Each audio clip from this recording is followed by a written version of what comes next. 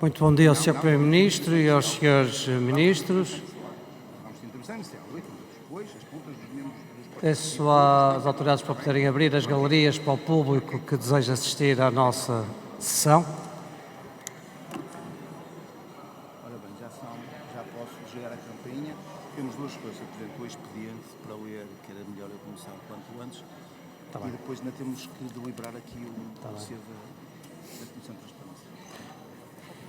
Entretanto, peço ao Sr. Secretário da Mesa, Jorge Paulo Oliveira, para ler o expediente da nossa sessão, antes do início do debate. Muito obrigado, Sr. Presidente. Bom dia a todos. Para informar a Câmara que deram entrada às seguintes iniciativas admitidas. Projeto de oração 12 do IVRE, sessão evocativa dos 50 anos da Universalização do Direito das Mulheres ao Voto em Portugal. Projeto de oração número 13 do PAR, fixa a composição, distribuição e elenco dos parlamentares de amizade na 16ª legislatura. Projeto de lei número 328 do Partido Socialista estabelece o regime jurídico dos estudantes com necessidades educativas específicas no ensino superior. Projeto de lei 329 do Bloco de Esquerda, isenção de custos processuais aos profissionais da escola pública e do Serviço Nacional de Saúde. Projeto de lei número 330 do Bloco de Esquerda promove uma escola sem ecrãs de smartphones nos primeiros níveis de ensino. Projeto de lei número 331, também do Bloco de Esquerda, alteração do período para a dedução de prejuízos fiscais. Projeto de lei número 332 do IVRE, garante a realização e difusão de reuniões dos órgãos de autarquias locais e das entidades intermunicipais através de meios de comunicação à distância. Projeto de lei número 333 do IVRE, promove medidas para combate à violência em contexto escolar. Projeto de lei número 334, Pessoas, Animais e Natureza, altera o regime jurídico das autarquias locais. Projeto de lei número 335, da mesma força política, assegura a institucionalização das Assembleias Municipais Jovens, procedendo à alteração do regime jurídico das autarquias locais. Projeto de lei número 336, também do PAN, afirma as escolas como um espaço seguro livre de todas as formas de discriminação. Ainda da mesma força política, projeto de lei número 337, cria uma rede de serviços de psicologia nas escolas públicas e instituições do ensino superior e uma linha telefónica de apoio ao ensino superior. Projeto de lei número 338, do Partido Pessoas, Animais e Natureza, promove o uso saudável de tecnologias nas escolas. Projeto de lei número 339, ainda da mesma força política, consagra a obrigatoriedade de transmissão online das reuniões de órgãos autárquicos da realização pública obrigatória, alterando o regime jurídico das autarquias locais. Projeto de lei número 340 do Chega procede à 13ª alteração da Lei 75/2013, que estabelece o regime jurídico das autarquias locais, de forma a promover a transmissão das reuniões públicas dos órgãos autárquicos. Projeto de lei número 341 do IVRE regulamenta o Estatuto do Apátrida. Projeto de resolução número 389 do Partido Comunista Português, medidas de prevenção e combate à violência nas escolas. Projeto de resolução número 390 CDS-PP recomenda ao Governo a adoção de medidas de combate à violência e ao consumo de droga no meio escolar. Projeto de resolução número 391 do IVRE, por melhores condições para brincar e para estar na escola. Projeto de resolução número 392, Pessoas, Animais e Natureza, recomenda um conjunto de medidas com vista à regulamentação do uso de telemóveis nas escolas. Projeto de resolução número 393, da mesma força política, recomenda ao Governo medidas de promoção da segurança e combate à discriminação nas escolas. Projeto de resolução número 394, do PAR, deslocação do Sr. Presidente da República aos Países Baixos. Projeto de resolução número 395 do Partido Socialista recomenda ao Governo a aprovação e implementação de um plano nacional de ação para os cuidados de longa duração. E, por fim, inquérito parlamentar número 8 da Iniciativa Liberal, comissão eventual de inquérito parlamentar à tutela política de gestão do Grupo EFASAC. É tudo. Muito obrigado, Sr. Presidente. Muito obrigado, Sr. Secretário. Temos ainda mais um parecer para a respectiva leitura e votação. Faz favor, Sr. Deputado. Muito obrigado, Sr. Presidente. Parecer da Comissão de Transparência e Estatuto dos Deputados é no seguinte sentido: a suspensão do mandato requerida pelo deputado Paulo Alexandre Cantigas Raimundo, Círculo Eleitoral de Lisboa, com efeitos a partir do dia 15 de outubro de 2024 até ao dia 28 de outubro de 2024, inclusive, cumpre os requisitos legais, sendo substituído por Tânia Cristina Mateus Costa, do mesmo círculo eleitoral, com efeitos a partir do dia 15 de outubro de 2024 e até o dia 28 de outubro de 2024, inclusive. Muito obrigado, Sr. Presidente. Muito obrigado. Quem vota contra? Quem se abstém? Aprovado por unanimidade. Estamos então em condições de começar com o nosso debate preparatório do Conselho Europeu. É este o tema deste nosso plenário. Como sabem, foi combinado ontem entre todos os grupos parlamentares e o Governo que o Sr. Primeiro-Ministro faria a intervenção inicial, que depois seguiria o conjunto de todas as perguntas e no final haveria a resposta conjunta a todas as questões que forem colocadas. Vou dar a palavra ao Sr. Primeiro-Ministro para uma primeira intervenção inicial. Dispõe de 8 minutos. Faz favor, Sr. Primeiro-Ministro. Muito obrigado, Sr. Presidente, senhoras e senhores deputados. Eu queria desde já agradecer a colaboração da Assembleia relativamente ao modelo de debate que vamos seguir e que se adequa, enfim, à gestão das disponibilidades de forma a não prejudicar a nossa participação em todos os momentos do Conselho e também do Conselho de Cooperação com o Golfo. Este Conselho Europeu de 17 e de 18 de outubro insere-se, como sabemos, no novo ciclo institucional europeu, depois de o Parlamento Europeu ter assumido funções na sequência das últimas eleições de junho passado. Esta será a última reunião com o atual Presidente do Conselho e também numa circunstância em que a Comissão está em transição para um novo colégio de comissários.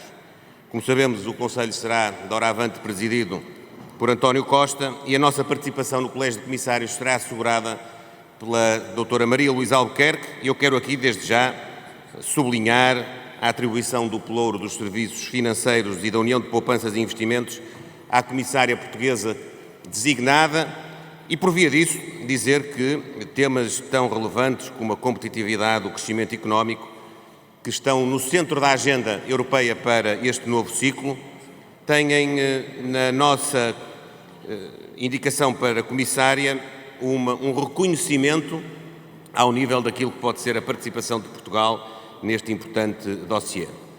Também sabemos que esta reunião ocorre num quadro geopolítico e securitário internacional muito desafiante e incerto, porquanto, entre outros desafios, temos à nossa porta dois conflitos na Ucrânia e no Médio Oriente, cujo efeito nunca saberemos até que ponto pode condicionar-nos do ponto de vista da União e do ponto de vista de cada um dos Estados-membros nos próximos anos.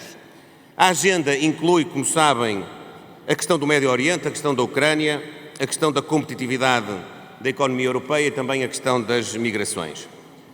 Por parte do Governo português temos vindo a contribuir para todos estes temas. Desde logo, na situação do Líbano, como sabem, tivemos a ocasião de proceder à evacuação célere dos cidadãos nacionais que requereram ajuda para sair daquele território e de fazer o acompanhamento de todos os seus familiares.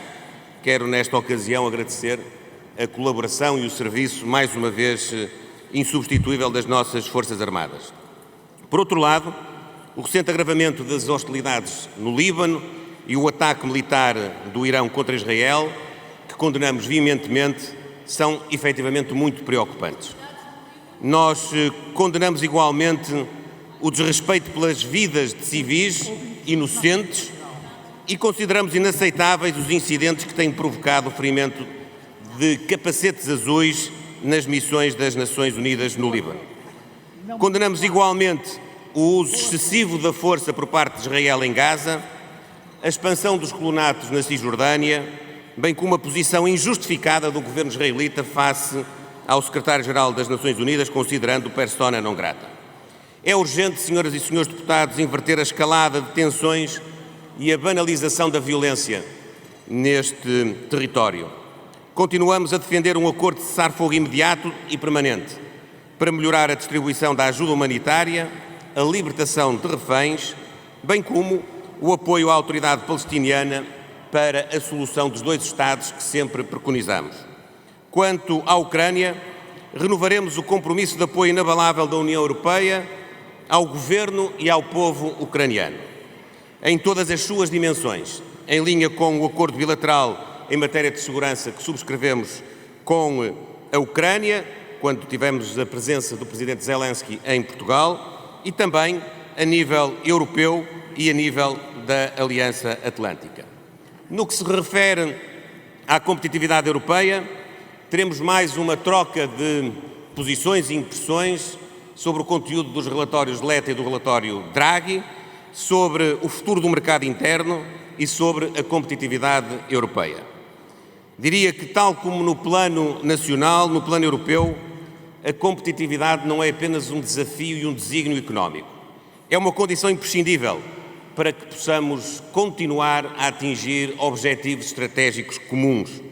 Desde logo a preservação do Estado Social e do modelo social europeu, a transição climática, a transição energética, uma resposta eficiente aos desafios da demografia, o desenvolvimento sustentável das nossas sociedades em benefício de cada um dos cidadãos e das regiões de todos os Estados-membros. Sem competitividade económica, a Europa perderá a relevância e não conseguirá assegurar e salvaguardar o bem-estar e a prosperidade que todos ambicionamos. Em particular, nesta ocasião, o relatório Draghi aponta dois grandes desafios: a necessidade de uma estratégia de competitividade olhando para aqueles que são os desafios no contexto global, internacional, e ultrapassar neste objetivo aquilo que tem sido identificado como graves carências do ponto de vista do investimento em setores estratégicos. E, de alguma maneira, na prossecução de maior autonomia económica a vários níveis da Europa e de cada um dos Estados-membros. Eu diria que este objetivo é um objetivo europeu e é um objetivo nacional, e desse ponto de vista a política interna e a política europeia estão ainda mais interligadas nos próximos anos. Para este efeito, é necessário que, a nível europeu, consigamos assegurar um volume de investimento anual que estimamos andará na casa dos 750 a 800 mil milhões de euros por ano, o que nos transporta esta magnitude de investimento para a necessidade de reforçarmos os mecanismos de financiamento, sejam de financiamento dos Estados-membros, sejam de instrumentos de financiamento privado. É intenção do Governo português estar na linha da frente deste debate sobre as fontes de financiamento e, naturalmente, também no debate sobre um quadro financeiro plurianual que possa conjugar-se com os interesses de Portugal, com os interesses de prosseguirmos, entre outras, políticas de coesão que são uma necessidade, como sabem, do nosso país. Quero, por isso, reiterar perante a Assembleia da República que a nossa participação será uma participação efetiva e queremos mesmo liderante nesta discussão que é absolutamente crucial para o futuro do país. Desse ponto de vista, contamos também, naturalmente, com as contribuições que aqui o Parlamento nos possa acrescentar. Uma última palavra sobre migrações, para dizer que continuaremos a defender um modelo preventivo, com uma aposta forte no reforço das parcerias com os países de origem dos migrantes, por forma a combater a migração irregular e, sobretudo, a proporcionar condições de dignidade na integração e no acolhimento dos imigrantes. A Europa precisa de lidar com este fenómeno e precisa de o fazer com sentido de responsabilidade. Nós manteremos na Europa aquilo que já fazemos em Portugal: dignidade da pessoa, acima de tudo, conjugação dos interesses em causa. Muito obrigado, Srs. Deputados.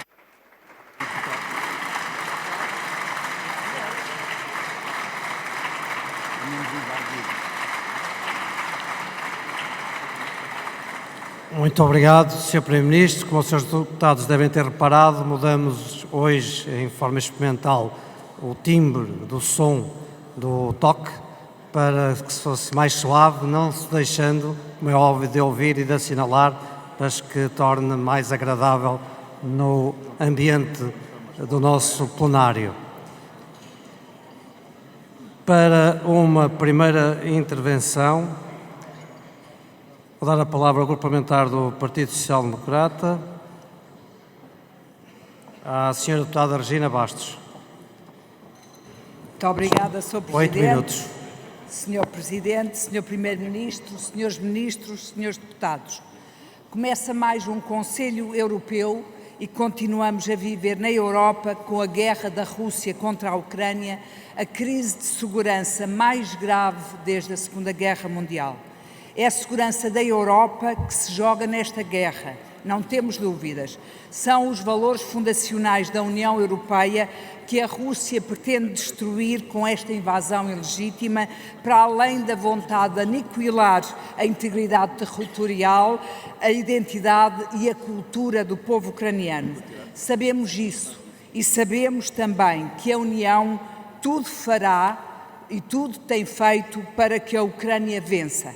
Relembramos com orgulho o acordo que o Sr. Primeiro-Ministro assinou por ocasião da visita do Presidente Zelensky em maio passado e que prevê uma ajuda de 126 milhões de euros a par do apoio diplomático e na reconstrução do país. A União e Portugal estiveram e estão do lado certo com toda a solidariedade através das ajudas humanitária, económica, financeira e militar. E continuarão a fazê-lo pelo tempo que for necessário. Apesar da guerra, a Ucrânia e o povo ucraniano têm a ambição de pertencer à União. Ambição que apoiamos com entusiasmo e com solidariedade. Quais são, na perspectiva do Sr. Primeiro-Ministro, os maiores obstáculos que se antevêem para o avanço deste processo de adesão e como pretende o Governo apoiar Kiev neste caminho? Se é certo que a Rússia tornou o mundo mais conflituoso, mais perigoso e mais incerto, a guerra no Médio Oriente, que a União tem vindo a acompanhar desde os terríveis ataques terroristas do Hamas contra Israel, de há um ano, veio carregar ainda mais de instabilidade e incerteza o mundo. Condenamos todas as guerras, quaisquer que elas sejam, e lamentamos as perdas de vidas civis. A União tem feito sucessivos apelos a Israel, ao Irão, ao Líbano e aos terroristas do Hamas e do Hezbollah e a todas as partes envolvidas para o fim da escalada da violência e para o respeito pelo direito internacional humanitário. A União quer contribuir para evitar um perigoso conflito regional e isto é muito claro. Sabemos que o Governo apoia a solução dos dois Estados. O Sr. Primeiro-Ministro afirmou há pouco o Estado de Israel e o Estado da Palestina. Sr. Primeiro-Ministro, de que forma? Quais as condições? Com que calendário? É importante aqui lembrar que somos, a União e os 27, dos principais doadores mundiais de ajuda humanitária, inclusive ao povo palestiniano. A ajuda humanitária e as organizações que a prestam honram propósitos nobres de defesa de vidas e salvaguarda da dignidade humana. Sr. Primeiro-Ministro, considera que a guerra no Médio Oriente pode afetar a ajuda à Ucrânia? Quanto às migrações, em maio foi adotado o Pacto da Migração e Exílio. Recentemente, o Sr. Ministro Leitão Amaro defendeu perante esta Assembleia uma política de migração humanista e regulada e anunciou 25 milhões de euros para o controle de fronteiras externas. Pergunto, as medidas do Governo estão em linha com este espírito? Finalmente, a situação na Venezuela preocupa-nos muito. Preocupa-nos a opacidade de Nicolás Maduro, a falta de transparência do seu regime e as fundadas suspeitas de falseamento dos resultados eleitorais. A par, temos a enorme preocupação de garantir a proteção da nossa comunidade lá radicada. Que medidas estão ou vão ser tomadas no âmbito deste Conselho Europeu que acautelem esta dupla frente a situações e receios? Muito obrigada. Muito obrigado, Sra. Deputada. Sr. Deputado Ricardo Carvalho, do Grupo Parlamentar PSD, faz favor, dispõe do tempo sobrante, 3 minutos e 46 segundos. Muito obrigado, Sr. Presidente, Sr. Primeiro-Ministro, Srs. Ministros, caros deputados. Enfrentamos hoje desafios consideráveis tanto a nível económico como a nível geopolítico. A União Europeia tem que estar empenhada em atuar de forma decisiva para assegurar a sua competitividade a sua prosperidade e a sua liderança na cena mundial. Urge, por isso, reforçar a sua competitividade a longo prazo e melhorar o bem-estar económico e social dos cidadãos. Na Agenda Estratégica 2024 e 2029, os dirigentes europeus chegaram a acordo recentemente sobre a necessidade de um novo pacto para a competitividade, assente no mercado único, plenamente integrado, por forma a evitar que a Europa se torne num deserto industrial relativamente à aos Estados Unidos e à China. Neste contexto, reveste-se de importância fundamental o investimento e o acesso ao capital, a par da necessidade da União Europeia reduzir as suas dependências estratégicas em setores como a agricultura, a energia, o digital e a defesa. Neste sentido, é nossa convicção que o relatório Letta e o relatório Draghi chegam em boa hora porque fazem o diagnóstico factual de uma Europa em que tem perdido competitividade e liderança. É um grito de alerta que acompanhamos no PSD, mas também uma oportunidade para a União Europeia e para Portugal. Senhor Primeiro-Ministro, senhores deputados, segundo Draghi, cito, a competitividade europeia ficou sujeita nas últimas décadas a uma série de barreiras estruturais, como o atraso na capacidade de inovação, o aumento dos preços da energia, o déficit de competências e a necessidade de acelerar a digitalização e reforçar as capacidades de defesas comuns da Europa.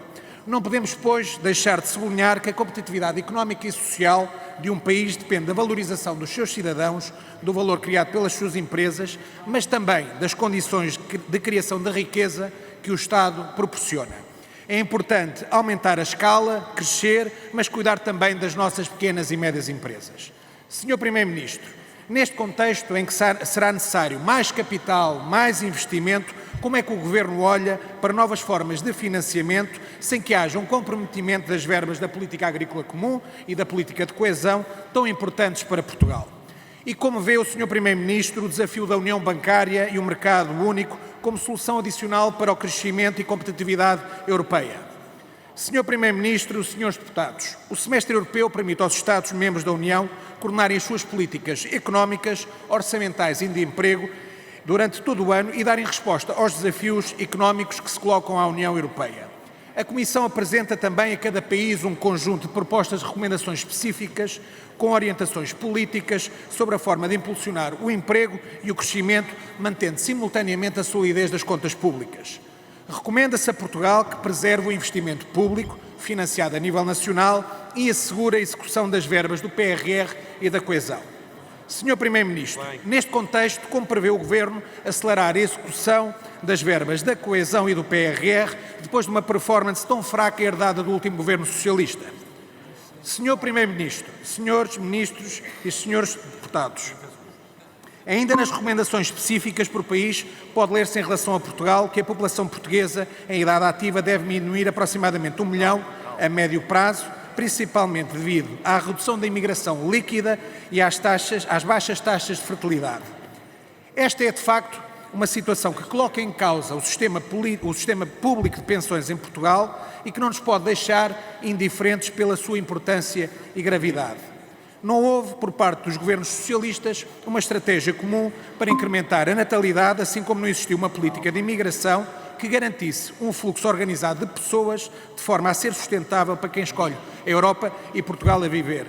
Senhor Primeiro-Ministro, considera neste contexto preocupante que é imperativo reforçar a nossa abordagem global? Muito obrigado, Sr. Deputado. Está compreendida a intervenção.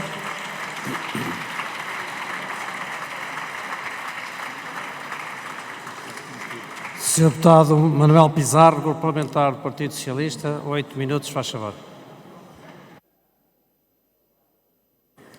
Muito obrigado, Sr. Presidente, Sr. Primeiro-Ministro, Srs. Ministros, Senhoras e Senhores Deputados. Quero começar por dizer que nós acompanhamos a visão que o Sr. Primeiro-Ministro aqui trouxe sobre o tema da competitividade no contexto da União Europeia. Parece-nos que esse é um tema central e ficamos agradados com esse regresso do PSD a uma visão progressista sobre o futuro da nossa União. É importante relevar que o que está aqui em contexto, na implementação das recomendações dos relatórios Letta e Draghi, é seguramente o tema do financiamento. Como é que vai ser possível, num contexto orçamental que é conhecido e num contexto de dificuldade no quadro internacional, nomeadamente na guerra da Ucrânia e na situação do Médio Oriente, reunir os meios financeiros que permitam à Europa representar esse papel de reindustrialização, ligando o progresso económico à valorização e à evolução do modelo social europeu, que é essencial e de que tantos nos orgulhamos. E essa é a questão, é qual é a visão que o governo português tem para o tema dos recursos próprios da União Europeia. O Next Generation EU prova que, ao contrário do que nos disseram durante anos e anos, é possível encontrar recursos alternativos. E eu gostava de ouvir a posição do governo português sobre esta questão dos recursos alternativos. É sabido que o Partido Socialista defende há muitos anos a criação de mecanismos de financiamento próprio da União Europeia que permitam esses recursos e eu julgo que passa por aqui uma parte da resposta a esta questão. Quero também dizer que saudamos que o Governo mantenha o empenho no pilar europeu dos direitos sociais e mantenha o seu compromisso com o Fórum Social do Porto já em maio de 2025. Mas, ao mesmo tempo, não podemos deixar de estranhar, e gostava de ouvir a esse respeito, a total ausência de referências nas prioridades portuguesas à União Europeia da Saúde.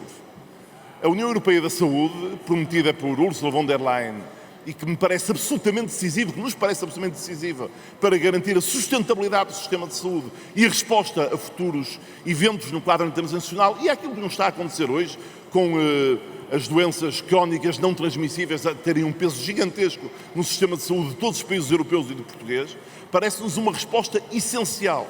E eu temo que aqui também se sinalize uma desistência desta União Europeia da Saúde, talvez à espera de uma próxima pandemia que nos faça compreender que a resposta aos temas de saúde não pode ficar apenas confinada aos espaços nacionais. Finalmente, queria relacionar tudo isto com a gravíssima situação na guerra causada pela invasão russa da Ucrânia.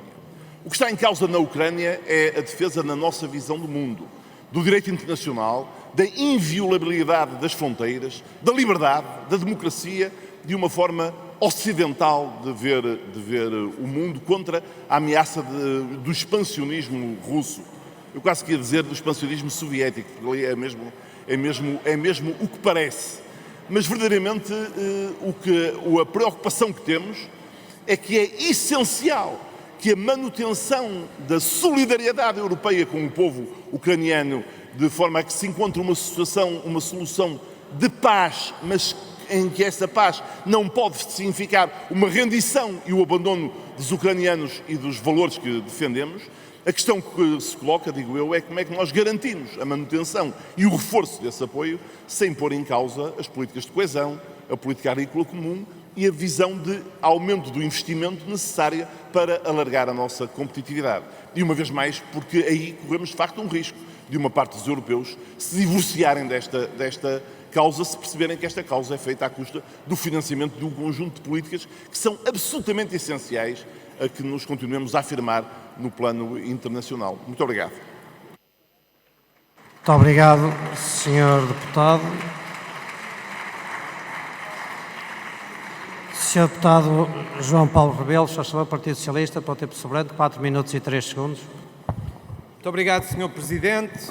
Cumprimentar o Sr. Primeiro-Ministro, os Srs. Ministros, as Senhoras e os Srs. Deputadas e dizer, Sr. Primeiro-Ministro, que já no passado mês de junho, em vésperas do anterior Conselho Europeu, a agenda conhecia um tema que esta agenda refere também, que é de facto a crise e a situação do Médio Oriente.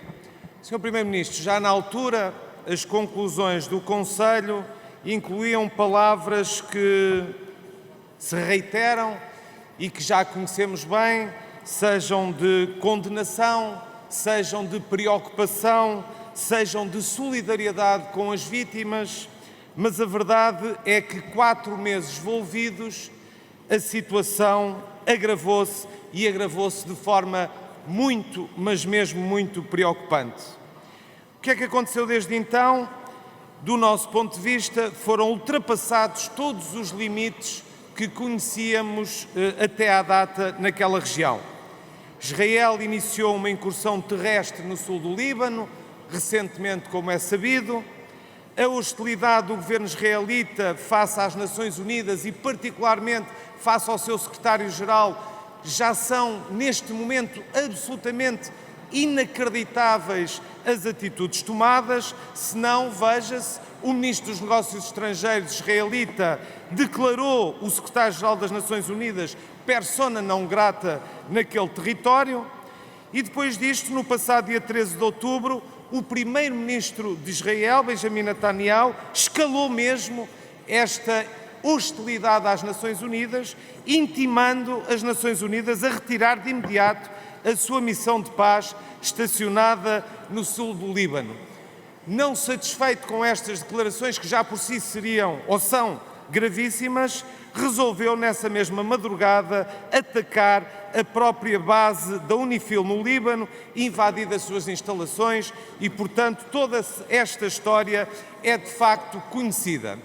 Senhor Primeiro-Ministro, a questão que lhe colocamos, e depois da sua intervenção aqui inicial, referindo que Portugal preconiza a solução dos dois Estados, a pergunta que é absolutamente essencial fazer neste momento é: quando é que Portugal vai reconhecer o Estado da Palestina? Ninguém, Senhor Primeiro-Ministro, compreende que se preconize a solução dos dois Estados, mas apenas reconhecemos um Estado.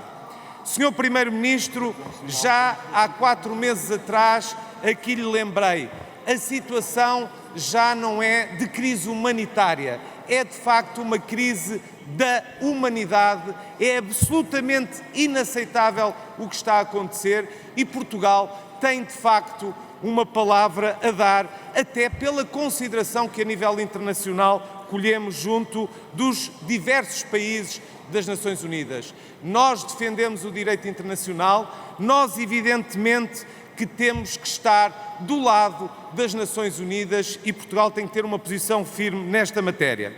Senhor Primeiro-Ministro, condenou de facto as palavras que têm sido dirigidas ao Secretário-Geral das Nações Unidas, mas a verdade é que recentemente a relatora especial da ONU, Francesca Albanese, esteve no nosso país e, tanto quanto é do nosso conhecimento, tendo pedido um encontro com o Ministro dos Negócios Estrangeiros, não foi recebida e esperamos que, evidentemente, este não seja um sinal de que Portugal também começa a claudicar no que diz respeito às Nações Unidas. Sr. Primeiro-Ministro, concluo pedindo, de facto, uma resposta expressa. Já teríamos acompanhado Espanha, Irlanda, a Eslovénia, no recente reconhecimento da Palestina, perguntamos quando é que Portugal o fará. Muito obrigado. Muito obrigado, Sr. Deputado. Também para uma intervenção agora, o Sr. Deputado Ricardo Dias Pinho, Grupo Parlamentar do Chega, dispõe de 6 minutos e 30, se faz favor, Sr. Deputado. Muito obrigado, Sr. Presidente, Sr. Primeiro-Ministro, Srs. Membros do Governo, Senhoras e Senhores Deputados. A Europa não vive fora dos problemas do mundo, nem lhes é imune. Além da guerra na Ucrânia, que infelizmente continua sem fim à vista, o imparável agravamento da crise no Médio Oriente coloca-nos perante um cenário de uma iminente guerra total às portas do nosso continente. Temos todos a consciência de que as consequências desta escalada serão sentidas, muito além da região, em Portugal, na Europa e no mundo. Israel trava hoje uma batalha de vida ou morte contra as forças do obscurantismo religioso e do terror. Os acontecimentos destes meses decidirão se Israel, essencial e histórico parceiro do Ocidente, resiste e floresce ou murcha e cai. Ora, enquanto Israel sacrifica vidas e meios para travar um combate que também é nosso, enfraquecendo inimigos do Ocidente como o Irão, aliado da Rússia, e os seus proxies terroristas, o Sr. Macron sugere o embargo de armamento, logo seguido pelo Sr. Borrell, que repete esta ignomínia.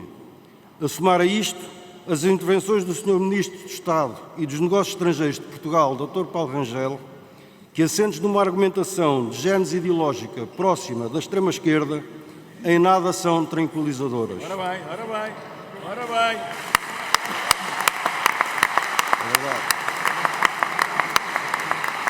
E tudo isto quando se completa um ano sobre o horror dos atentados de 7 de outubro. pode o Sr. Primeiro-Ministro garantir que neste momento decisivo da vida de Israel, Portugal seguirá o caminho da honra e se posicionará contra esta traição imperdoável? É que o que conduz ao agravamento do conflito é precisamente a recusa em apoiar inequivocamente Israel contra o terrorismo bárbaro e cobarde. E esse agravamento ameaça as nações da Europa, entre as quais Portugal, com uma crise nova migratória que, aliada a um potencial agravamento do radicalismo islâmico, poderá gerar, por exemplo, um risco acrescido de atentados terroristas, de instabilidade e de segurança. Por tudo isto, Portugal tem de ter posição firme no que à imigração diz respeito, o que efetivamente não tem acontecido. Nesta matéria, a política do Governo, todos sabemos, é uma espécie de política socialista com uma máscara de carnaval a tapar-lhe a cara. Agora que a Alemanha, a França e a Itália, entre outros países europeus, endureceram o controle das suas fronteiras de forma a parar o fluxo de imigrantes, o que os portugueses precisam de saber, Sr. Primeiro-Ministro, é se, havendo nova crise de refugiados, terá o Primeiro-Ministro de Portugal a coragem de seguir esta tendência e proteger os portugueses da submersão migratória. Compreende este Governo que Schengen só pode sobreviver com uma reforma profunda, rigoroso controle de fronteira externa, reforço do Frontex e combate sem quartel à imigração ilegal e descontrolada, que leva o Sr. Primeiro-Ministro ao Conselho Europeu sobre esta matéria. Muito obrigado.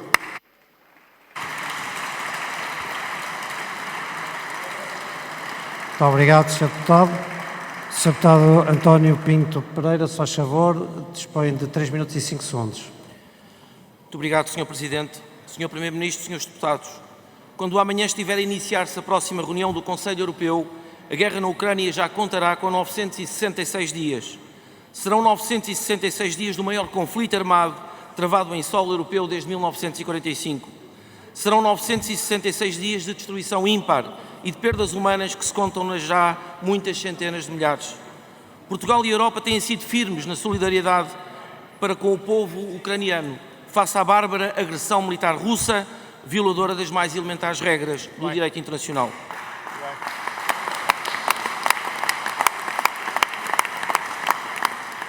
Mas as circunstâncias e os desafios destes últimos 2 anos têm igualmente revelado as vulnerabilidades do Ocidente.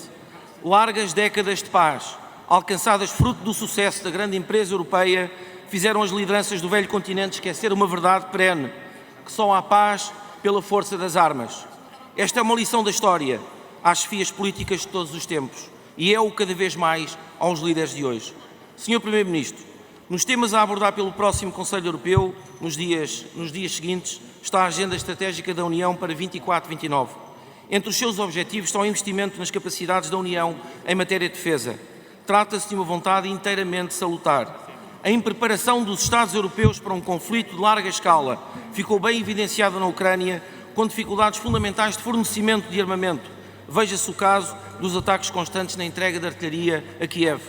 A pôr além de toda a dúvida a exiguidade e a obsolescência dos nossos aparelhos industriais de defesa. Compreende este Governo que é aí, no renascimento das indústrias europeias de defesa e na criação de sinergias entre instituições científicas e não no simples anúncio de metas orçamentais, que se decide a segurança da Europa? Que ideias apresentará Portugal a este respeito? Muito obrigado pela sua atenção. Muito obrigado, Sr. Deputado.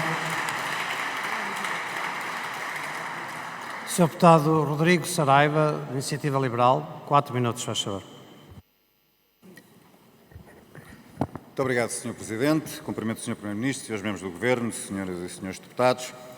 Sr. Primeiro-Ministro, eu começo, obviamente, por desejar boa sorte para a reunião do Conselho, sobretudo naquilo que é a defesa dos interesses de Portugal e na defesa da democracia e da liberdade. Vivemos um desafio global, que eu designo como um conflito entre democracias e o eixo das tiranias, e um conflito que se combate, não só no campo militar, mas no campo diplomático e no campo da economia.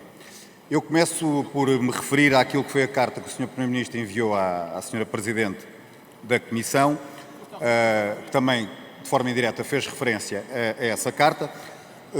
Há um grande problema nesta carta, infelizmente, a maioria dos grupos parlamentares nem se rever nesta visão. Eu acho que é uma visão que é positiva, uma visão em prol daquilo que é o projeto europeu e, felizmente, a maioria, não só dos partidos, mas do povo português, revê-se nesta visão e naquilo que são os objetivos que apresenta. Mas é uma carta que tem aqui alguns riscos ou limitações, nomeadamente no penúltimo parágrafo, quando o Sr. Primeiro-Ministro, e também referiu-se a isso na sua intervenção inicial, se refere à necessidade de novos recursos financeiros, ou seja, de mais orçamento e até da constituição de mais dívida comum. E é aqui que começam os problemas, porque mais orçamento da União Europeia ou mais dívida comum, isso significa agora ou no futuro mais impostos, seja a nível nacional, seja a nível europeu. Portanto, a pergunta que fica aqui, para percebermos aquilo que o Sr. Primeiro-Ministro vai defender no Conselho, até porque referiu na sua intervenção que sobre este tema quer ter uma participação liderante, é se o Governo português vai defender a constituição de mais impostos a nível nacional e de mais e novos impostos a nível europeu. A dívida comum também traz outro problema, porque quando foi feita a dívida comum a nível europeu, não foi apenas por aquela necessidade do momento, foi porque havia uma impossibilidade dos Estados-membros continuarem a endividar-se, porque já estavam no limite. Ora, se Estado a Estado já há um limite para o endividamento, daqui a 30 anos também vai haver esse limite para a União, não é? A não ser que vamos para uma fase estratosférica, que eu acho que é impossível. E, portanto, mas é possível que isso aconteça se houver mais crescimento económico. É aquilo que temos dito para Portugal poder melhorar, mas também para a própria União, porque vivemos numa fase em que estamos a ficar para trás relativamente aos Estados Unidos da América e à China. E já nesta reunião do Conselho, se vão ter em cima da mesa para análise quer os relatórios Draghi, quer de Letta, que de facto se inspirem nesses relatórios e percebam que a Europa não pode ficar para trás perante os outros blocos económicos e não pode ficar para trás, sobretudo naquilo que são as capacidades para mais crescimento económico. O Sr. Primeiro-Ministro também disse bem que vai estar na agenda do Conselho o tema da Ucrânia. Sobre isto e outros temas deste conflito global que eu refiro, é democracias versus o eixo das tiranias. Sobre a Ucrânia, começa obviamente por salutar, e o Sr. Ministro dos Negócios Estrangeiros esteve presente nessa reunião, a decisão dos Ministros dos Negócios Estrangeiros com o Sr. Ministro do Reino Unido, da decisão de mais sanções ao Irão. É uma decisão que aplaudimos e é um caminho que deve ser seguido. E, portanto, há, como eu disse há pouco, para não irmos para a fase daquilo que são ferramentas militares, que temos que obviamente tentar evitar, as ferramentas diplomáticas, quer em âmbito nacional, quer em âmbito europeu. E, portanto, eu deixo aqui 3 perguntas, 4, aliás, para o Sr. Primeiro-Ministro. A primeira, nessa defesa intransigente e inequívoca do apoio à Ucrânia, que passos vamos dar, sobretudo para usar aquilo que foi o congelamento dos fundos russos para financiar a Ucrânia? E mais 3 perguntas, para quando o fim dos acordos de extradição que Portugal mantém com a China e com Hong Kong? Somos o único país da União Europeia que mantém estes 2 acordos. Devemos avançar nesse sentido. Está o Governo disponível para, em linha com a proposta de iniciativa liberal, incitar o Conselho a considerar a Guarda Revolucionária do Irão uma organização terrorista? E último, vai o Governo português reconhecer como vencedor e legítimo Presidente da Venezuela Edmundo Gonçalves? Obrigado, Sr. Deputado. Senhora Deputada Mariana Mortágua, Bloco de Esquerda, dispõe de 3 minutos e 30 segundos. Faz favor, Sr. Deputado. Muito obrigada, Sr. Presidente.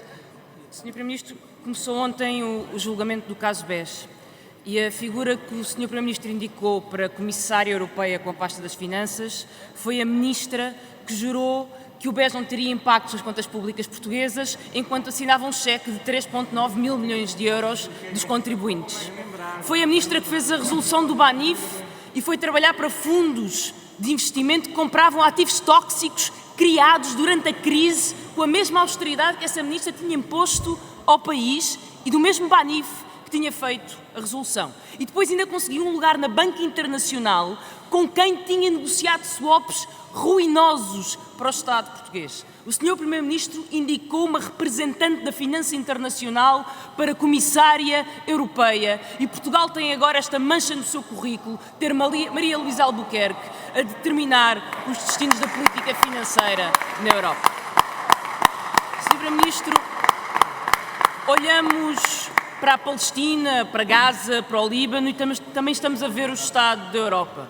Israel dispara contra civis, homens, mulheres, crianças, jornalistas, membros da ONU, organizações humanitárias. Dispara contra tudo o que mexe, e não sou eu que o digo. Quem o diz foi o jornalista da RTP que teve o carro alvejado por forças israelitas na Cisjordânia. Israel não ataca apenas pessoas, crianças, bebés. Israel ataca o direito internacional. O Tribunal Internacional de Justiça, Sr. Primeiro-Ministro, declarou ilegal a presença israelita em territórios ocupados. Considerou que há um risco real e iminente de genocídio. Defendeu que todos os Estados que ratificam a Convenção sobre o Genocídio devem empregar todos os meios para prevenir o genocídio.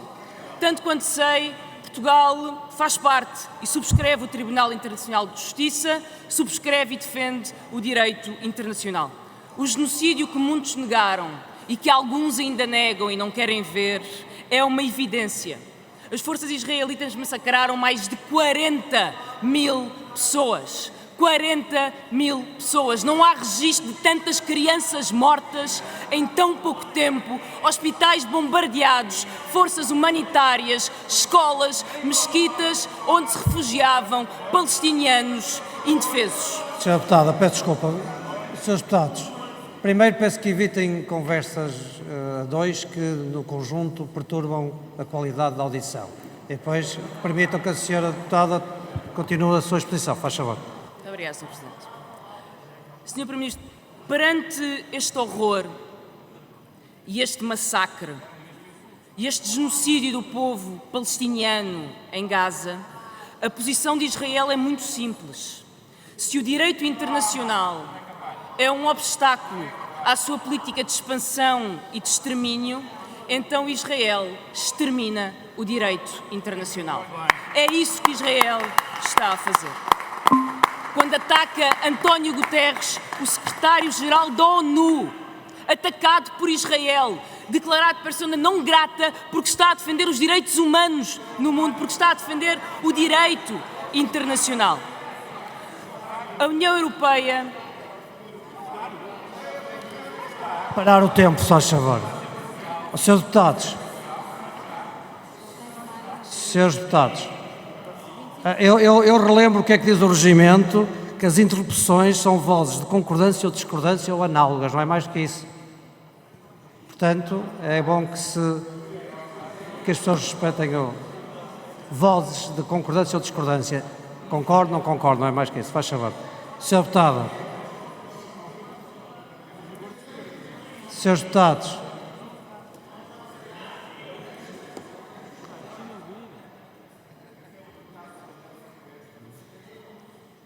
Podemos continuar? Podemos continuar? Muito obrigado. Sra. Deputada Mariana Mortágua, faz favor. Sr. Primeiro-Ministro, a União Europeia tem um acordo de associação com Israel que no seu artigo 2º diz que deve haver respeito pelos direitos humanos. É o mesmo respeito pelos direitos humanos que Israel está a violar. Há vários governos europeus que já pediram a suspensão desse acordo. E a minha pergunta é simples. Portugal vai ser cúmplice do governo genocida ou vai defender o direito internacional e exigir o fim do acordo de associação entre a União Europeia e Israel?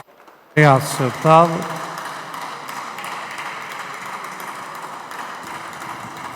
Sra. Deputada Paula Santos, Partido Comunista Português, 3 minutos, faz favor. Muito obrigado, Sr. Presidente. Sr. Primeiro-Ministro, a primeira questão que queria lhe colocar é porque é que o Governo não se junta à maioria dos países de todos os continentes que reconhecem o Estado da Palestina. O país não tem que estar atrelado à cumplicidade dos Estados Unidos da América ou da União Europeia com a barbárie de Israel contra o povo palestiniano. São mais de 40 mil mortos, muitos milhares de crianças, quase 100 mil feridos, mais de 1.700.000 pessoas obrigadas a sair das suas casas e a deslocar-se na faixa de Gaza. São precisas mais mortes, mais sofrimento, mais destruição para que a União Europeia condene o genocídio do povo palestiniano às mãos de Israel? O Tribunal Internacional de Justiça da ONU denunciou a política de ocupação e de colonização por parte de Israel contra o povo palestiniano. É desta que Portugal vai defender a suspensão do acordo de associação da União Europeia com Israel? é que prossegue a escalada de guerra que Israel alastrou ao Líbano e em que pretende envolver todo o Médio Oriente. O Governo vai defender no Conselho Europeu a adoção de medidas para travar a escalada de guerra que Israel promove no Médio Oriente? O que se exige é o cessar-fogo imediato, o urgente apoio humanitário às populações, o reconhecimento do Estado da Palestina nas fronteiras anteriores a 1967, com capital em Jerusalém Leste, e o direito ao retorno dos refugiados, como determinam as resoluções das Nações Unidas. O que é preciso é um caminho para a paz, no Médio Oriente, na Ucrânia e em todo o mundo. Mas a paz não se alcança com mais militarismo e com mais escalada armamentista. Alcança-se com diplomacia e negociação entre todas as partes envolvidas. A União Europeia pretende acentuar a transferência da riqueza do trabalho para o capital, para favorecer as multinacionais, aumentar os desequilíbrios entre as grandes potências europeias e outros países, para aprofundar o militarismo. É nesta estratégia que se insere o designado relatório Draghi. Em vez de soluções para a melhoria dos salários, das pensões, garantia dos direitos laborais e sociais, para apoiar as PMEs, os setores produtivos, em nome da dita competitividade, o que se pretende é privatizar a segurança social, prosseguir uma estratégia para criar grandes grupos monopolistas nas telecomunicações, na energia, na produção de equipamento militar e promover o negócio da doença e os lucros das multinacionais farmacêuticas, pondo os povos a suportar os 800 mil milhões de euros anuais para uma política ao serviço dos interesses do capital. Sr. Presidente, para terminar, não posso deixar de fazer esta referência. Foi com grande perplexidade que os deputados da Assembleia da República tomaram conhecimento do Plano Orçamental Estrutural Nacional de Médio Prazo depois de o Governo ter enviado para Bruxelas. É inaceitável que as decisões orçamentais fundamentais não sejam tomadas em Portugal, mas sim pela União Europeia. É que abdicar da soberania orçamental é trair os interesses do povo e do país. Muito obrigado, Sr. Deputada. Sr. Deputado Rui Tavares, do LIVRE, dispõe de 3 minutos, faz favor. Muito obrigado, Sr. Presidente, caras e caros colegas, Sr. Primeiro-Ministro, Srs. Ministros, caros concidadãos.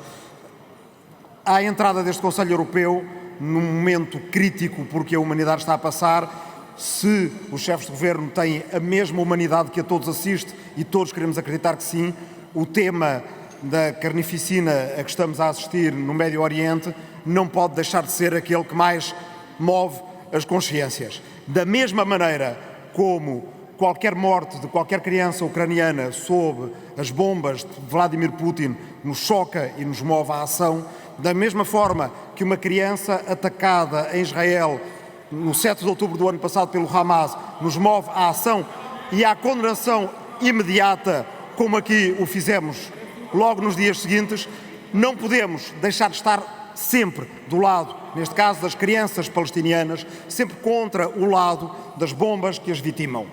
E, portanto, impõe-se que no Conselho Europeu as medidas sejam claras para que um governo que está neste momento refém dos extremistas de direita em Israel perceba que não é pelos factos consumados, não é pela terra queimada que a solução dos dois Estados será esvaziada, a solução do lado da qual nós estamos. É preciso um embargo total de armas neste momento, é preciso não piorar a situação que já está neste momento crítica, brutal e desumana. É preciso clarificar que o acordo de associação com Israel será completamente esvaziado e, portanto, será considerado do lado europeu unilateralmente rescindido caso estas violações de direitos humanos continuem. É preciso criar um grupo de trabalho imediato, ao menos isto, já que não querem passar para o reconhecimento imediato da independência da Palestina, mas como o Sr. Ministro dos Negócios Estrangeiros já o admitiu, criar e anunciar a criação desse grupo para o reconhecimento da Palestina. Sr. Primeiro-Ministro, é também necessário que, no quadro do Conselho Europeu, este fundo de investimentos a ser criado para o crescimento da economia europeia tenha uma origem muito clara. Dizia há pouco o Sr. Deputado Rodrigo Saraiva que a capacidade de endividamento dos Estados-membros está no limite e que a da União Europeia não pode crescer mais. A da União Europeia pode crescer muito mais.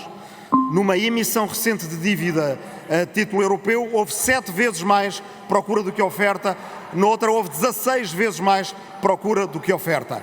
Aquilo que se pretende, que é aumentar 6 vezes a capacidade orçamental da União, comparando o quadro financeiro plurianual com aquilo que o Sr. Draghi propõe, é basicamente a criação de eurobonds. É preciso que o governo português seja claro no início destas negociações que não é possível criar um instrumento financeiro deste tamanho, que é extremamente necessário para a União Europeia, sem emissão de dívida conjunta.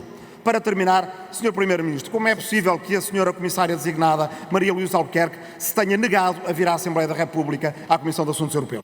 Muito obrigado, Sr. Deputado. Sr. Deputado João Almeida, CDS-PP, 2 minutos e 30 segundos. Faz favor. Muito obrigado, Sr. Presidente, Sr. Primeiro-Ministro, Srs. Ministros. Em primeiro lugar, 2 palavras muito claras.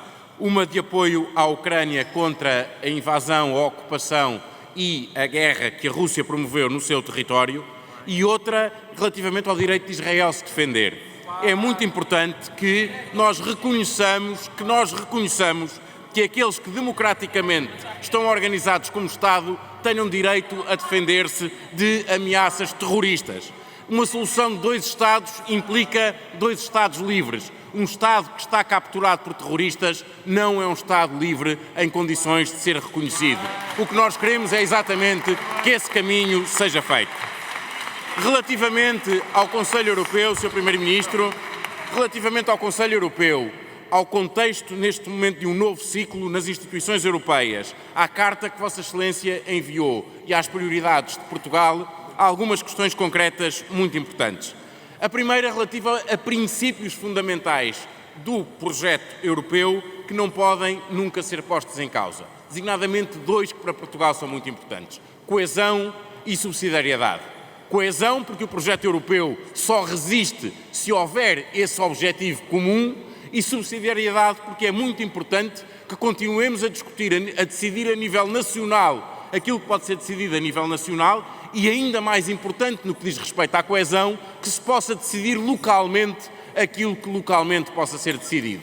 E havendo alguma pressão para que se centralize a decisão, quer em termos europeus, quer em termos nacionais, é muito importante constatar que Portugal está exatamente do lado contrário na lógica da subsidiariedade, que é uma das bases do projeto europeu. Depois os desafios, competitividade e o relatório Draghi.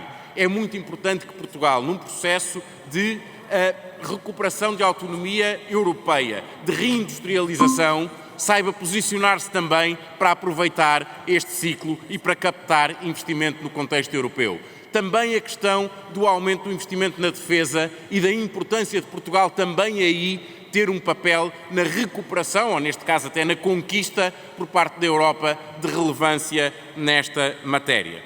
Depois 2 questões também muito importantes para Portugal: a reforma da PAC e o mar. É importante que Portugal tenha aqui também uma palavra forte, por exemplo, relativamente à PAC, para os novos agricultores, novas gerações de agricultores e a nova geração de agricultura. É importante reformar a PAC exatamente com esse horizonte e não a olhar para o passado. Eram estes pontos que queria que o Sr. Primeiro-Ministro pudesse... Muito obrigado, Sr. Deputado.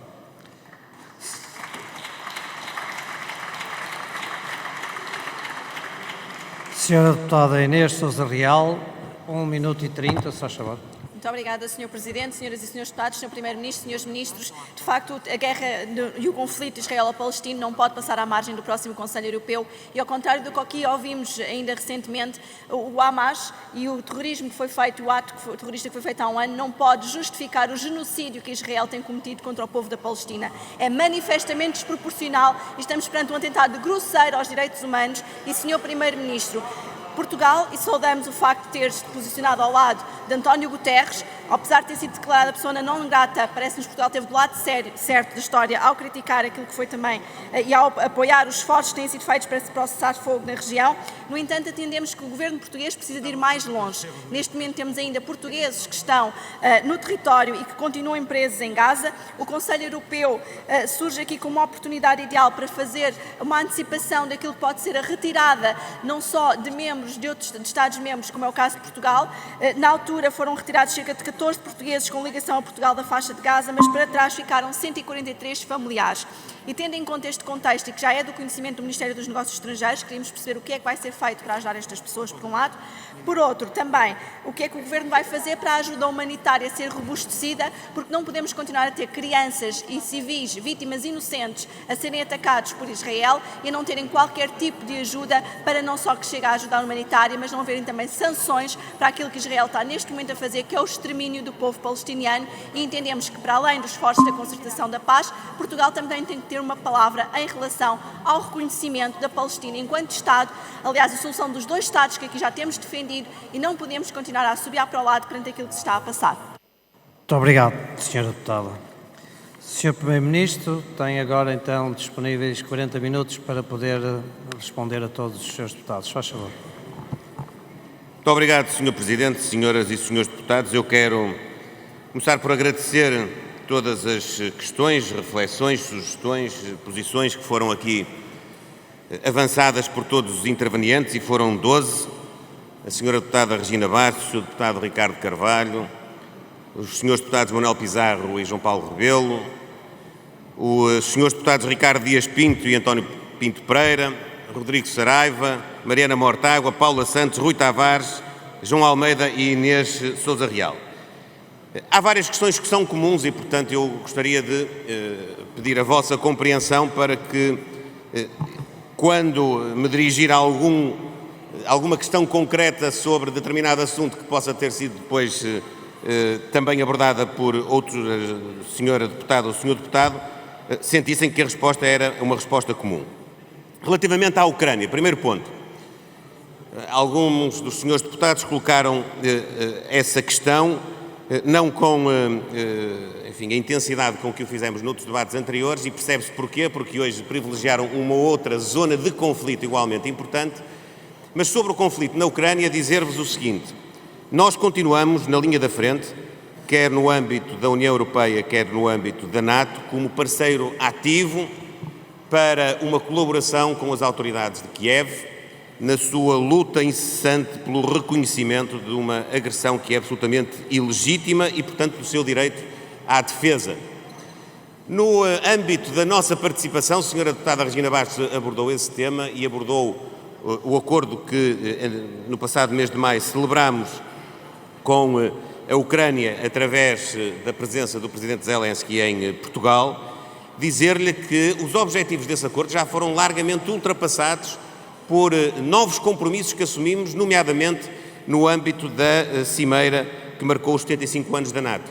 Efetivamente, para este ano de 2024, o volume de apoio militar, humanitário de Portugal não ascende aos 126 milhões de euros que estavam plasmados e estão no acordo bilateral.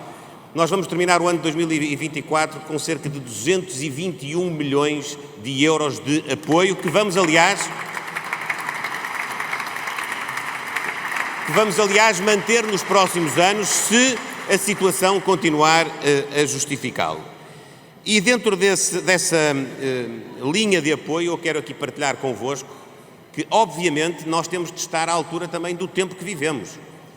O apoio não é um apoio sem mais neste sentido.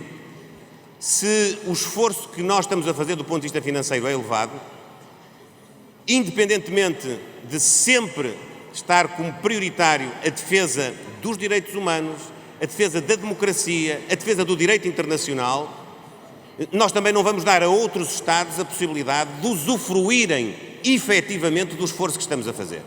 E por isso, nós queremos consumir uma grande parte deste apoio também na dinamização das nossas indústrias de defesa, que foi uma questão que foi colocada por outras intervenções. Nós queremos que as nossas indústrias de defesa possam contribuir com a sua produção, seja de material bélico, de armamento, é inevitável numa guerra, seja de material complementar, por exemplo, no caso da nossa indústria têxtil, abre-se aqui uma grande oportunidade para o fabrico de equipamentos e para podermos, por essa via, ao mesmo tempo que o Estado está a fazer um esforço financeiro, a nossa economia poder também tirar proveito daquilo que é uma realidade que não podemos ignorar. Relativamente à questão do Médio Oriente, eu já tive a ocasião de, na intervenção inicial, deixar o essencial do nosso posicionamento, que é conhecido. Mas permitam-me dizer-vos o seguinte: quando nós somos aqui atacados de forma tão veemente pela extrema-direita e, ao mesmo tempo, pela extrema-esquerda sobre a nossa posição, isso significa uma coisa: é que nós estamos no centro, nós estamos na moderação, nós nem estamos num extremo nem estamos no outro. Esse é um primeiro grande sinal daquilo que é o equilíbrio da posição portuguesa, que eu quero de resto aqui sublinhar, não é de agora.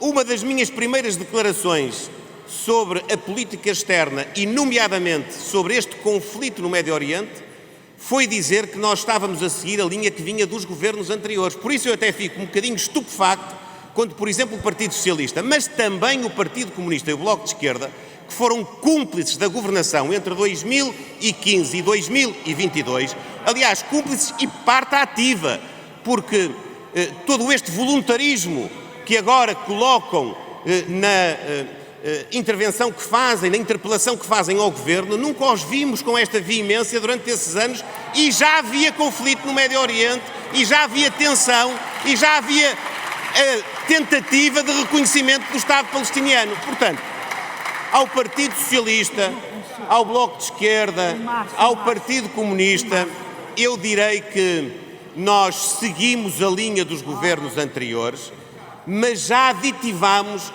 aquela que é a posição de Portugal de acordo com as circunstâncias, porque para além de nos mantermos defensores da solução de dois Estados, defensores daquilo que a senhora deputada Paula Santos, há pouco, ela ia bem encaminhada, depois, enfim, fez uma deriva, mas ia bem encaminhada quando disse que era preciso valorizar a paz, era preciso valorizar a negociação, que era essa a via, era esse o caminho.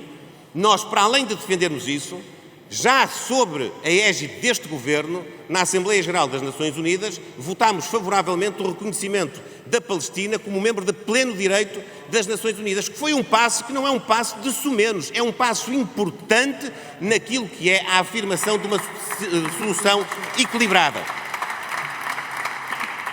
E, portanto, às várias questões que nos colocaram sobre o que faremos relativamente a processos de reconhecimento bilateral, eu devo aqui reafirmar a posição do atual Governo, que foi a posição dos anteriores governos, naturalmente num quadro que é um quadro de partilha institucional ao nível da União Europeia também. Já o disse aqui, já o dissemos ao Sr. Deputado Rui Tavares, que abordou esse tema, que sim, a União Europeia pode ter um grupo de trabalho que prepare um posicionamento comum de todos os Estados-membros da União Europeia e que o caminho possa ser no sentido de sermos uma parte ativa da construção de uma solução diplomática que passe pelo reconhecimento dos dois Estados. Esse equilíbrio nós vamos mantê-lo, evidentemente condenando todos os atropelos aos direitos humanos, venham eles do lado de Israel, venham eles do lado do Hamas, venham eles do lado do Hezbollah e venham eles do lado do Irão, porque alguns daqueles que reclamaram aqui uma posição tão firme relativamente a Israel não tiveram nem têm uma posição firme relativamente aos ataques terroristas, que são terroristas, do Irão.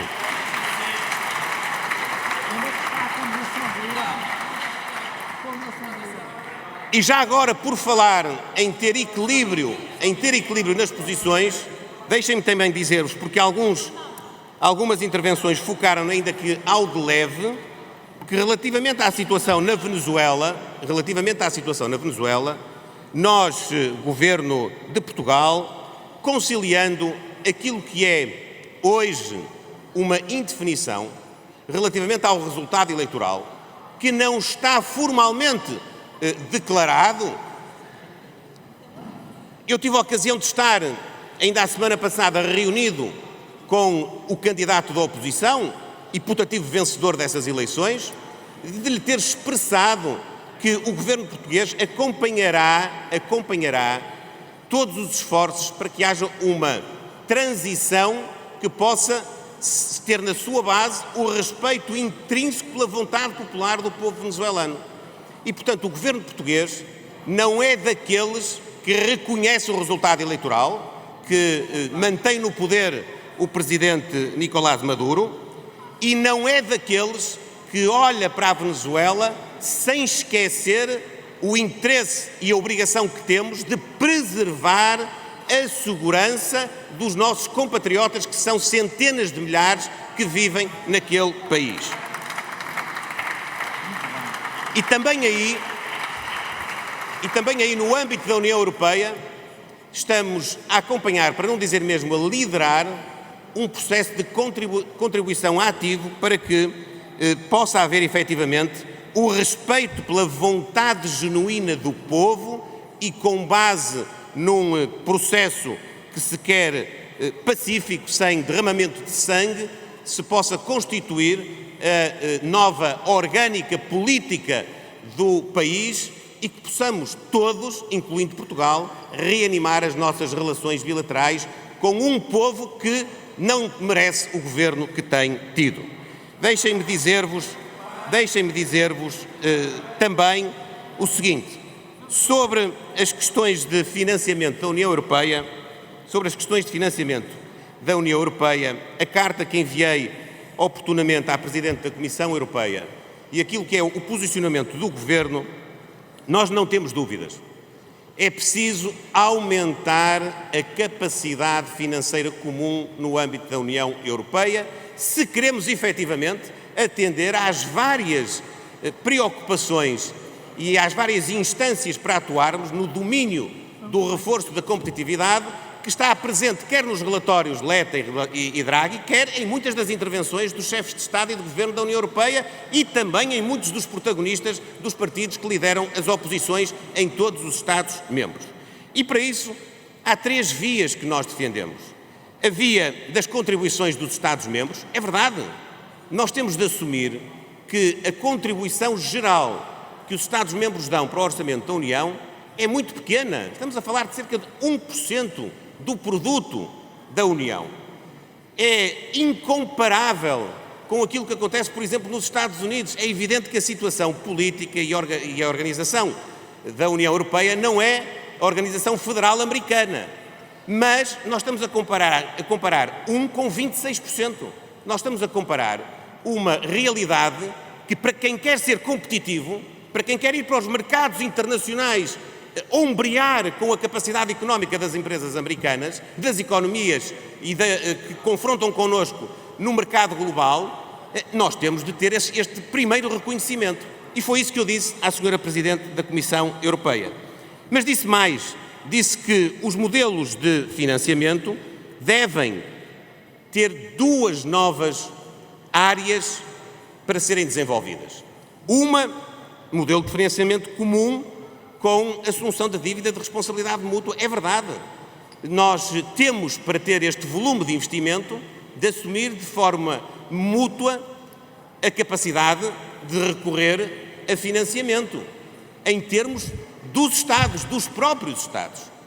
Isso significa encargos para todos, com certeza. Mas deixem-me dizer-vos, se há Estado-membro que pode tirar proveito disso, é um Estado-membro como Portugal, que terá condições de financiamento numa perspectiva global muito mais favorável do que terá se o fizer de forma individualizada. E depois, dentro ainda destas possibilidades de reforçar as formas de financiamento da União, nós somos defensores da criação de condições para que haja também financiamento privado, acesso a financiamento privado. Nomeadamente, eu fico até, descrente, mas ao mesmo tempo impelido a ser parte ativa daquilo que possa ser uma evolução positiva, face à situação que encontrei em 2024 e que tinha vivido nessas bancadas em 2013, 2014, 2015. A união do mercado de capitais, o mercado de capitais comum, a união bancária, ainda não estão concretizados 10 anos depois. E 10 anos depois, onde nós sabemos quem é que teve responsabilidades governativas em cada um dos Estados-membros e quem é que teve o poder de participar nas instâncias europeias para mudar este estado de coisas. É de facto frustrante.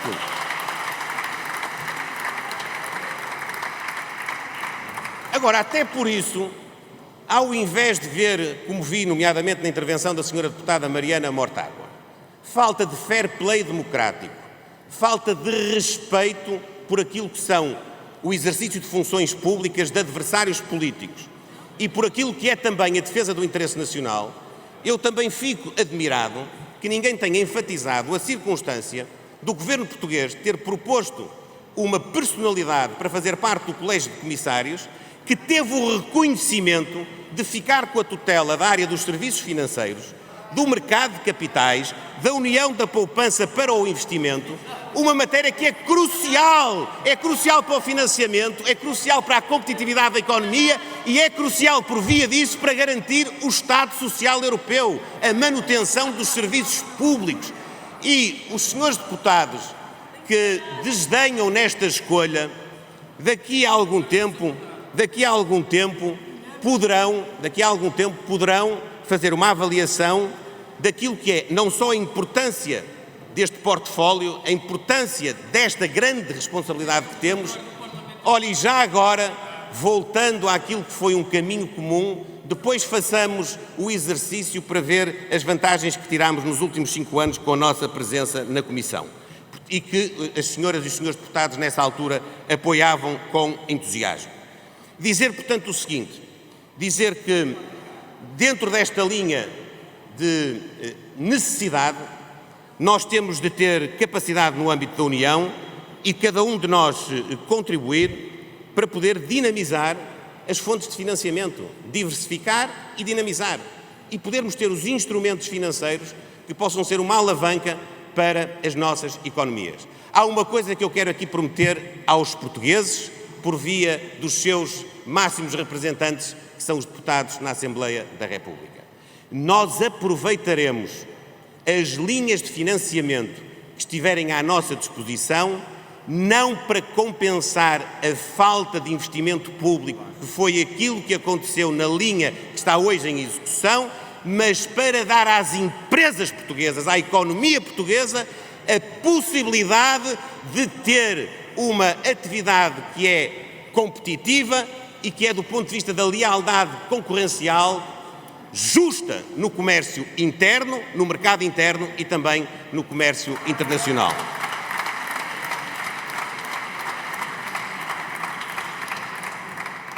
Dizer ainda, já agora, porque há pouco me esqueci, ainda a propósito da questão do Médio Oriente, que eu tive a ocasião, na Assembleia Geral das Nações Unidas, poder dizer ainda os ataques ou as operações no Líbano se estavam a anunciar, tive a ocasião de dizer nas Nações Unidas aquilo que era importante dizer, que era registar os excessos de ambos os lados.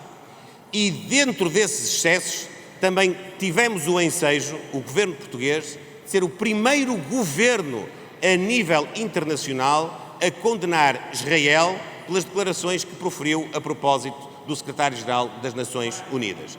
Portanto, quando nos instam a sermos diligentes, sinceramente, nós não temos sido outra coisa que não isso mesmo. E até relativamente à utilização do nosso espaço aéreo e marítimo para a comercialização de armamento, temos tido posições que nenhum outro governo antes de nós tinha tido. Por isso, senhoras e senhores deputados, mais uma vez vos digo, entre o extremo de uma opinião e o extremo de outra opinião, nós mantemos-nos muito firmes, muito determinados numa situação de equilíbrio. Equilíbrio, já agora, que também é a nossa palavra-chave, o nosso nome do meio na questão da imigração. É mesmo equilíbrio. Nem são as portas escancaradas, nem são as portas fechadas. É a regulamentação. É a regulamentação.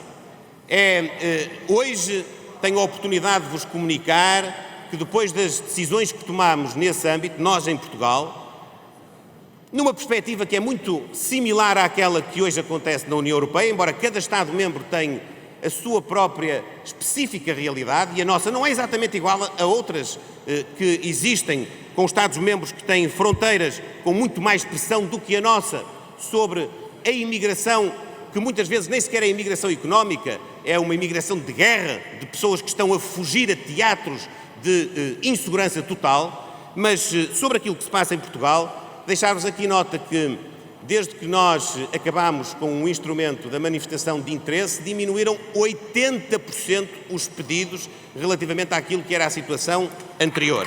E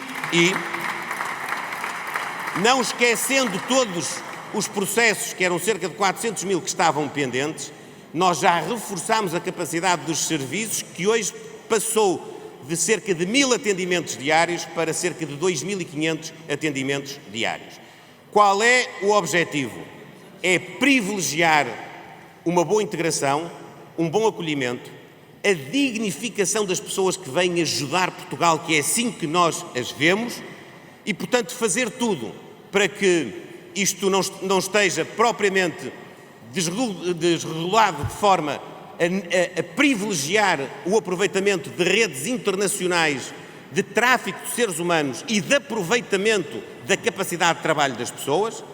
A regulamentação favorece a dignificação das pessoas e também favorece a adequação daquilo que são as atividades profissionais que são procuradas no nosso mercado de trabalho com aquilo que são as necessidades da nossa economia. Nós continuaremos a agir exatamente nessa linha e é uma linha que nós, aliás, defendemos possa ser também reforçada no âmbito da União Europeia, no âmbito também da regulamentação, no âmbito de privilegiarmos, por exemplo, o agrupamento familiar. É, de facto, uma posição onde nós queríamos, inclusivamente, que a União Europeia pudesse ir mais longe.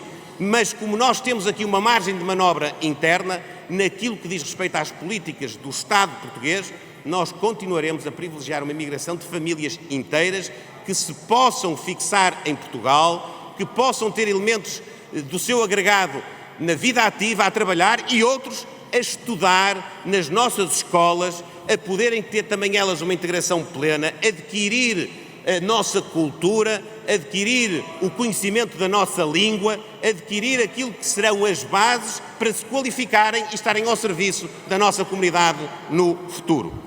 Dizer, em conclusão, senhoras e senhores deputados, que eu creio que posso interpretar, apesar das várias divergências, as intervenções que aqui deixaram e a representatividade de cada grupo parlamentar, porque isso também é importante, dizer-vos que não tenho dúvidas, não sendo consensual, mas que aquilo que são as bases da posição do governo português a reafirmar no âmbito do Conselho Europeu são acompanhadas por aquilo que é a representação maioritária do povo português nesta Câmara. Evidentemente, com uma ou outra questão onde um ou outro partido quer ir mais além numa ou noutra matéria. Mas naquilo que é essencial, a defesa dos valores da paz, da democracia e dos direitos humanos. O objetivo é esta competitividade da nossa economia, no reforço da nossa indústria, no reforço do nosso setor primário, Sr. Deputado João Almeida. Sim, o setor primário é fundamental. A agricultura e as pescas são fundamentais a nível europeu, como são fundamentais a nível interno de Portugal. Nós temos todos a obrigação de aprender com os erros do passado e de concluir que a Europa deve ter mais autonomia e soberania alimentar, como Portugal também deve ter face ao exterior. E concluir que posições de fanatismo não favorecem a competitividade da economia. Nós temos de saber calibrar, com certeza, o apoio à gestão das alterações climáticas, à proteção do ambiente, com a necessidade de termos produção interna que seja competitiva no mercado internacional. E já aqui disse uma vez e repito hoje, não me conformo, acho que o governo português não pode conformar-se, e o povo português também não, com a circunstância de se exigirem aos agricultores europeus muitas obrigações que não são exigidas nem sequer monitorizadas noutras geografias e depois importarmos os respectivos produtos a preços inferiores àqueles que nós conseguimos colocar no mercado para cumprir essas regras e com isso perder tudo. Perdemos a capacidade da nossa economia e consumimos produtos que não têm a qualidade e a preocupação que nós achamos que devem ser privilegiados. Portanto, termino, senhoras e senhores deputados, para dizer que para sermos competitivos, para nos concentrarmos em criar riqueza e não em falar sempre de pobreza, criar riqueza para acabar com a pobreza, é esse o desígnio da Europa e é esse o desígnio de Portugal. Para o fazermos, nós teremos de estar na linha da frente dos projetos que temos para podermos ser mais competitivos, ter mais instrumentos de financiamento, ter concorrência leal interna na União Europeia e ter um comércio internacional justo que possa recolocar a Europa como líder nos grandes mercados globais. É esse o esforço que nós vamos fazer na agenda que está preparada para este Conselho e também é isso que vamos fazer nos próximos anos nas nossas múltiplas intervenções institucionais, seja o Primeiro-Ministro nas reuniões do Conselho Europeu, sejam os ministros setoriais no âmbito dos conselhos setoriais, sejam também, já agora, as senhoras e os senhores deputados nos fóruns que têm também de participação e os vossos partidos no âmbito da representação que têm no Parlamento Europeu. Muito obrigado. Obrigado, Sr. Primeiro-Ministro. Sr. Deputado Jorge Paulo Oliveira. Muito obrigado, Sr. Presidente. Para informar a Câmara que participaram nos nossos trabalhos por videoconferência a Sra. Deputada Olga Freire e os Srs. Deputados Hugo Carneiro e Francisco Sousa Vieira, todos do parlamentar do PSD. Muito obrigado. Muito obrigado, Sr. Primeiro-Ministro. Está encerrada a nossa sessão. Até logo às 15 horas. Muito obrigado.